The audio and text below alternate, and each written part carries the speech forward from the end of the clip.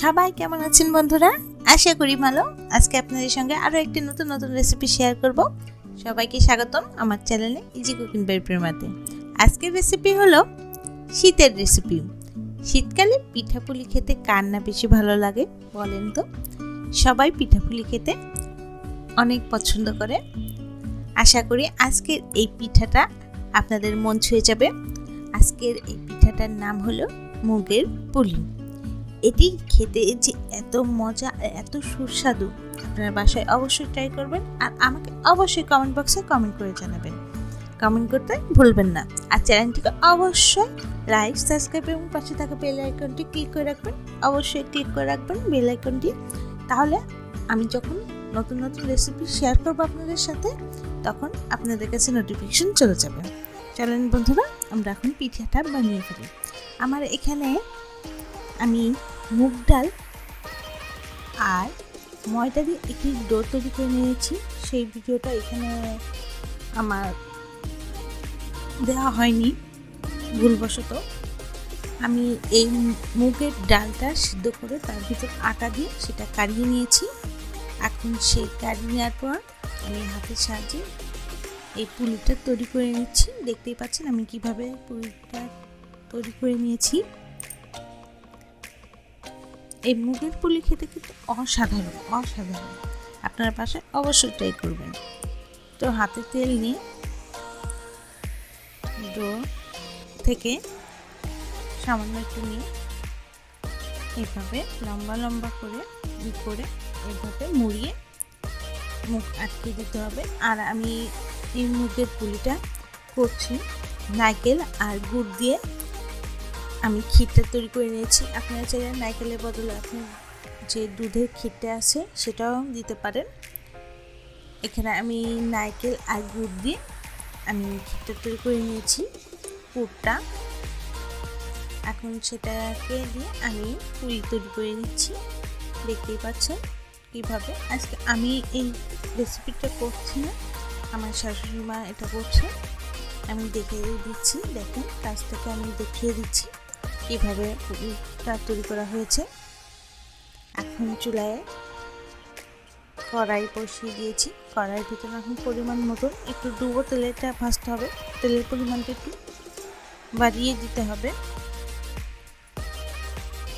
তেল দিয়ে দিয়েছি। তেলটা যখন ভালোভাবে গরম হয়ে আসবে তখন আমি এই পুলিগুলো তেলে দিয়ে দেব। অবশ্যই তেলটা ভালোভাবে গরম হয়ে আসতে হবে, নাহলে পুরিটা এটা ভেঙে যাবে, সেই পিঠাটা হবে না। তেলটা যখন ভালোভাবে ধোঁয়া উঠে আসবে, একটু ভালোভাবে এটা গরম হয়ে আসবে, তখন পুলিগুলো ছেড়ে দিতে হবে। আমি পুলিগুলো দিয়ে দিচ্ছি। আর পুলিগুলো দিয়ে সাথে সাথে উল্টানো যাবে না, এটা দিয়ে একটু রাখতে হবে। এক পিঠ লাল হয়ে আসলে আর একটু উল্টিয়ে দিতে হবে। আমি এগুলো ভাজার জন্য অপেক্ষা করছি। এক পিঠ যখন লাল হয়ে আসবে তখন উল্টিয়ে দেব আরেক পিঠ। আর আমার এই চ্যানেলে আরও অনেক নতুন রেসিপি রয়েছে। ডিসক্রিপশন বক্সে সব লিঙ্ক দেওয়া থাকবে, আপনারা দেখে নেবেন। আর যারা আমার এই চ্যানেলটিকে সাবস্ক্রাইব করেননি তারা অবশ্যই চ্যানেলটিকে সাবস্ক্রাইব করে দেবেন। কারণ আপনাদের ভালোবাসা প্রেরণায় আমাকে অনেক দূর এগিয়ে নিয়ে যাবে।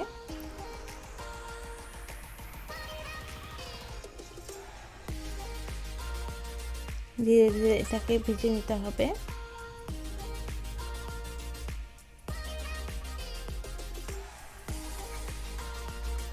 একটু সময় নিয়ে ভেজে নিতে হবে।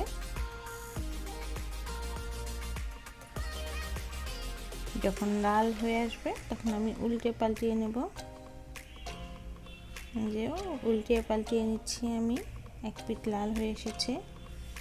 এখন উল্টিয়ে পাল্টিয়ে এটাকে ভালোভাবে ভেজে নেব। যখন সুন্দর একটা কালার আসবে তখন আমরা এগুলোকে তেল থেকে ছেঁকে তুলে নেব। এগুলো আপনারা রসে ভিজিয়ে খেতে পারেন, আবার এটা শুকনো মচমচা খেতে খুব ভালো লাগে, শুকনা খেতেও ভালো লাগে, দুইভাবেই খাওয়া যায়।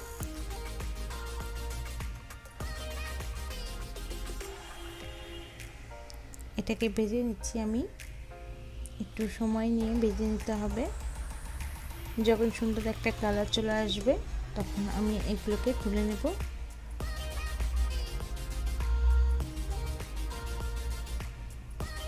আমি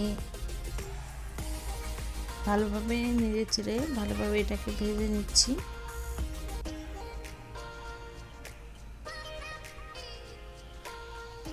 চারিদিক ভালোভাবে ভেজে নিতে হবে।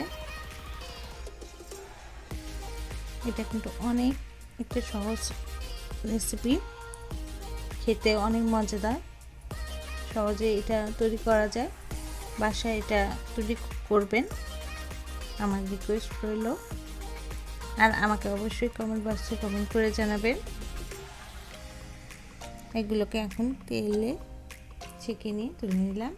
এখন আমরা রসটা তৈরি করব। রস তৈরি করার জন্য এখানে আমি 1 কাপের মতন চিনি দিয়েছি আর সামান্য জল। এখানে আমি 1 কাপ চিনি নিয়েছি আর 1 কাপ জল নিয়েছি।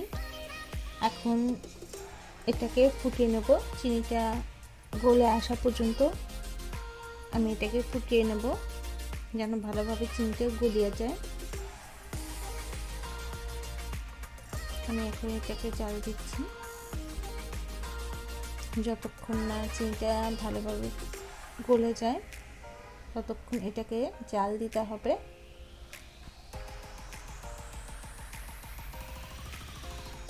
চিনিটা যখন গলে যাবে সুন্দরভাবে তখন চুলার আঁচটা বন্ধ করে দিতে হবে।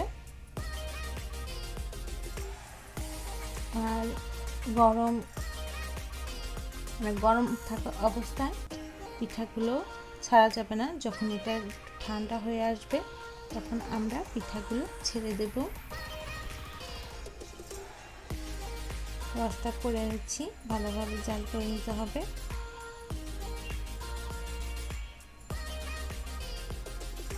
আমার এই রান্নাটি যদি ভালো লেগে থাকে অবশ্যই বন্ধুদের মাঝে শেয়ার করবেন, বেশি বেশি শেয়ার করবেন।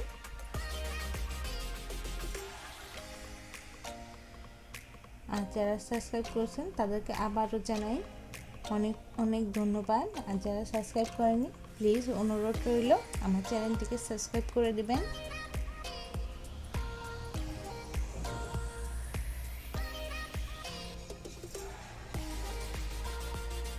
আপনাদের ভালোবাসায় আমাকে অনেক দূর এগিয়ে নিয়ে যাবে।